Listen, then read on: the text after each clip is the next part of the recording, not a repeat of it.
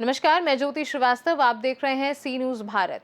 खबर नर्मदा से है, जहां जिले में स्थानिक स्वराज के चुनावों के मतों की गिनती कड़े पुलिस बंदोबस्त के साथ शांतिपूर्ण माहौल में शुरू हो गई है।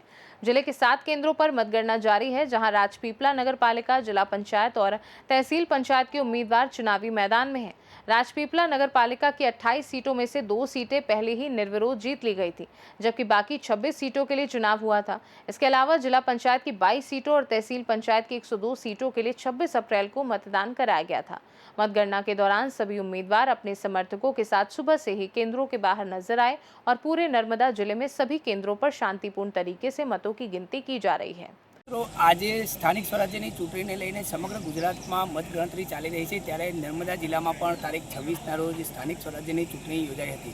એ ચૂંટણીમાં થયેલા મતદાનની મતગણતરી આજે નર્મદા જિલ્લામાં ચાલી રહી છે। તો તિલકવાડા તાલુકામાં પણ તાલુકા પંચાયતની 16 બેઠક અને જિલ્લા પંચાયતની 3 બેઠક માટે તારીખ 26 એપ્રિલના રોજ મતદાન યોજાયું હતું। એ મતદાનમાં થયેલા એ ચૂંટણીમાં થયેલી મતગણતરી આજે તિલકવાડા શ્રી KM શાહ હાઈસ્કૂલ ખાતે ચાલી રહી છે।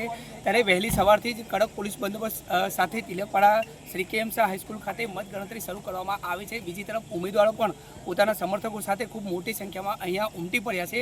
ઉમેદવારોમાં પણ ભારે ઉત્સાહ જોવા મળી રહ્યો છે। ત્યારે હાલ તિલકવાડા શ્રી KM શાહ હાઈસ્કૂલ ખાતે કડક પોલીસ બંદોબસ્ત વચ્ચે શાંતિपूर्ण માહોલમાં સ્થાનિક સ્વરાજ્યની ચૂંટણીની મતગણતરી ચાલી રહી છે। तिलकवाड़ा वसीम मेमन, सी न्यूज़ भारत, नर्मदा। खास रिपोर्ट में फिलहाल के लिए इतना ही। देश दुनिया की बाकी खबरों को जानने के लिए आप देखते रहिए सी न्यूज भारत।